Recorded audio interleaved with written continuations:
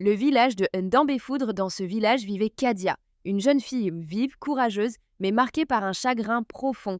Son petit frère Leur, avec Kadia, attaché à son frère d'un amour indestructible, refusait de le laisser partir. Elle se souvenait des paroles de leur défunte mère.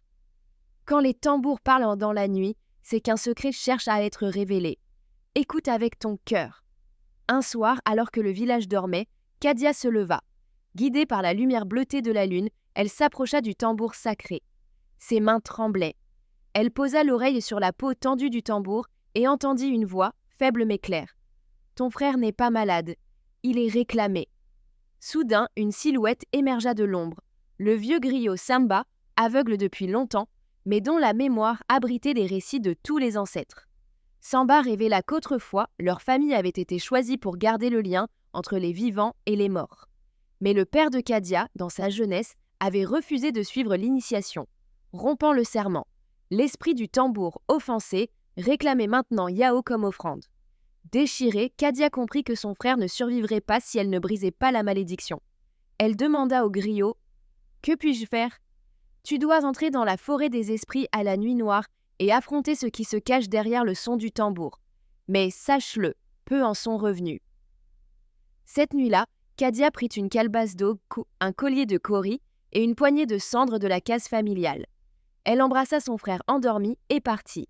L'esprit la mena devant un gigantesque tambour vivant, ses cordes vibrantes comme des veines. Une voix résonna. « Donne ton souffle ou ton frère mourra.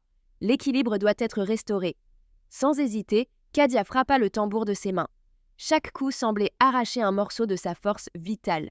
Ses larmes se mêlaient à la sueur. Le tambour s'illumina et soudain, une énergie puissante jaillit. Au village, Yao s'éveilla, respirant de nouveau normalement. Mais au même instant, Kadia s'effondra dans la forêt, son souffle faible. Alors que l'esprit s'approchait pour l'emporter, la voix de sa mère s'éleva. Son sacrifice est assez, elle a rendu l'équilibre par l'amour. Le griot conclut devant le village rassemblé. Les traditions oubliées se rappellent toujours à nous, mais l'amour, lui, peut plier le destin sans le briser. Morale, l'histoire de Kadia enseigne que l'amour familial est une force capable de défier les croyances les plus anciennes. Les traditions doivent être respectées, mais ce sont la vérité et le courage du cœur qui guérissent les blessures du passé.